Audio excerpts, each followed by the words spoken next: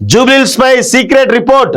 జూబ్లీహిల్స్ నియోజకవర్గంపై గత కొంతకాలంలో కొన్ని ప్రైవేట్ సంస్థలు సర్వీస్ సంస్థలతో పాటు చాలా మంది కూడా దీనిపైన ఇది జూబ్లీహిల్స్ ఎన్నిక పైన నవీన్ యాదవ్ పేరు పెట్టి, బొంతు రామ్మోహన్ పేరు పెట్టి, లేకపోతే రోహిన్ రెడ్డి పేరు పెట్టి, ఫైమ్ కురేష్ పేరు పెట్టి, రంజిత్ రెడ్డి పేరు పెట్టి, అంజన్ కుమార్ యాదవ్ పేరు పెట్టి అన్ని రకాల సర్వేలు చేశారు. చాలా సంస్థలు కూడా సర్వేలు చేసినాయి. ఆ సర్వేలు కూడా మరి ఏ విధంగా వాళ్ళు గెలవడానికి అవకాశం కూడా ఉండడానికి స్కోప్ అయితే కనబడతా ఉంది.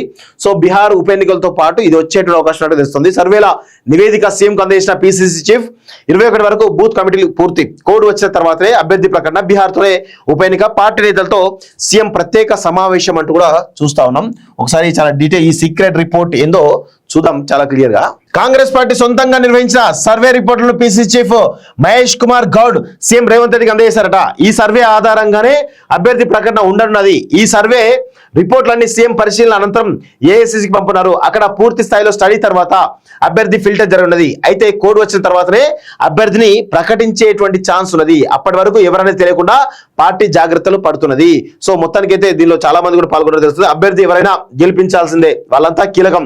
దాదాపు జూబ్లీహిల్స్ నియోజకవర్గంలో సుమారు 1,17,000 ముస్లిం ఓట్లున్నాయి. 1,17,000 ముస్లిం ఓట్లున్నాయి, 40,000 కమ్మ ఓట్లున్నాయి, 40,000 క్రిస్టియన్ మైనార్టీ ఓట్లున్నాయి, 13 నుంచి 14,000 రెడ్డి సామాజిక వర్గం ఉన్నాయి, 25,000 నుంచి 30,000 మంది బీసీలు ఉన్నట్లు నిర్ధారించారు. అయితే ఈ నియోజకవర్గంలో కమ్మ సామాజిక వర్గానికి చెందిన వ్యాపారస్తులు అధికంగా ఉండడంతో వాళ్ళంతా ఓటర్లపై ప్రభావం చూపేటువంటి ఛాన్స్ ఉంటుందని పార్టీ అంచనా వేసింది. పరిశ్రమలు, కంపెనీలు, కార్యాలయాల్లో పనిచేసే వారిని మోటివేట్ చేయవచ్చనే అభిప్రాయంతో పార్టీ ఉన్నది. దీంతోనే కమ్మ సామాజిక వర్గ కీలక వ్యక్తులు, లీడర్లు, వ్యాపారస్తులను మంత్రి తుమ్మల నాగేశ్వరరావు కోఆర్డినేట్ చేస్తున్నారు. ఆ ముగ్గురు విశ్వప్రతినిధులు. సో జూబ్లీహిల్స్ టికెట్ కోసం నవీన్ యాదవ్, బొంతు రామ్మోహన్, అంజన్ కుమార్ యాదవ్ ప్రయత్నిస్తున్నారు.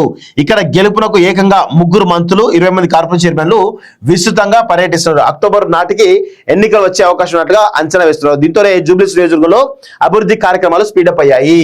కాంగ్రెస్ తోనే జూబ్లీహిల్స్ అభివృద్ధి అంటూ రేవంత్ రెడ్డి చూస్తా ఉన్నాడు. సో ఇప్పుడు ఎన్నికలు ఉన్నాయి కాబట్టి వీళ్ళు ఏం చేస్తూ ఉంటారు, ఎన్నికలు ఉన్నాయి కాబట్టే ఇక జూబ్లీహిల్స్ పట్టించుకుంటారు. ఎన్నికలు అయిపోయిన తర్వాత పట్టించుకుంటారా?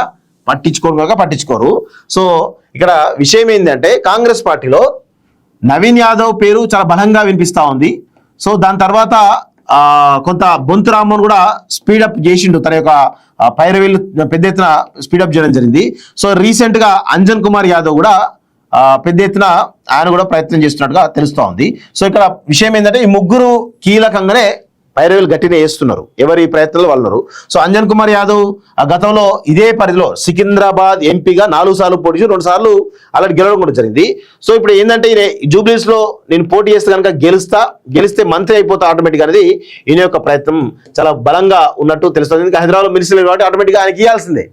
సో ఇప్పుడు బొంతు రామ్మోహన్ కూడా తన యొక్క సతీమణి క్లియర్ గా అక్కడ హమీర్పేట సంబంధించినటువంటి కీలకమైన యాదవ్ సమాజ్కి సంబంధించినటువంటి నేత.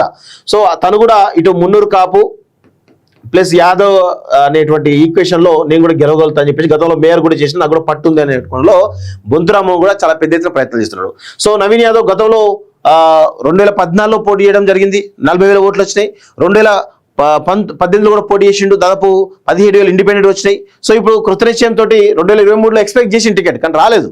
ప్రస్తుతం ఆయన ఖచ్చితంగా 100% ఈయనకు టికెట్ రావడానికి చాలా పెద్ద ఎత్తున ప్రయత్నాలు చేస్తా ఉన్నాడు. సో దానికోసం ఆయన అన్ని రకాలుగా పైరవీలు చేస్తూ అన్ని రకాలుగా కాంగ్రెస్ పార్టీలో అందరినీ మేనేజ్ చేసేటువంటి పనిలో ఉన్నట్టు తెలుస్తుంది. సో ఈయనకున్న నమ్మకం ఏంటంటే నాకు కాంగ్రెస్ పార్టీ టికెట్ వస్తే 100% గెలుస్తానని నమ్మకం అయితే నవీన్ యాదవ్కు ఉంది. సో అందరూ కూడా దాదాపు జూబ్లీహిల్స్ లో కాంగ్రెస్ పార్టీ గెలవడం కొత్త పరిస్థితి అయితే కనబడతా ఉంది. కానీ వీళ్ళు కాకుండా వీళ్ళెవరు కూడా కమ్మ సామాజిక వర్గం కాదు. సో ఇక్కడ ఏమైతుంది, కమ్మ సామాజిక ఓట్లు బలంగా 40,000 ఓట్లు ఉన్నాయి. సో ఈ 40,000 ఓట్లు అంటే వీళ్ళందరూ ఎవరంటే వీళ్ళంతా కూడా ఇన్ఫ్లుయెన్సర్స్. సో గతంలో మాగంటి గోపీనాథ్ గెలవడానికి ప్రధాన కారణం ఆయన కమ్మ సామాజిక వర్గం. సో ఇప్పుడు కూడా ఈ కమ్మ సామాజిక వర్గం కూడా తెర మీదకి రావడానికి అవకాశం ఉంది ఎవరన్నా ఒకరు, అది కూడా గుర్తుపెట్టుకోండి. సో ఇదంతా కూడా జరుగుతుంది. నాకు తెలిసి బీజేపీ కమ్మ సామాజిక వర్గం చేయడానికి అవకాశం వాళ్ళు పెద్ద ఎత్తున ప్రయత్నాలు చేసేటువంటి అవకాశం అంటగా తెలుస్తూ ఉంది. సో చూద్దాం మరి కాంగ్రెస్ పార్టీ అయితే మరి ఎవరికి ఇస్తే టికెట్ ఎవరికి అనేది త్వరలో తెలిసేటువంటి అవకాశం అయితే చాలా స్పష్టంగా కనబడతా ఉంది.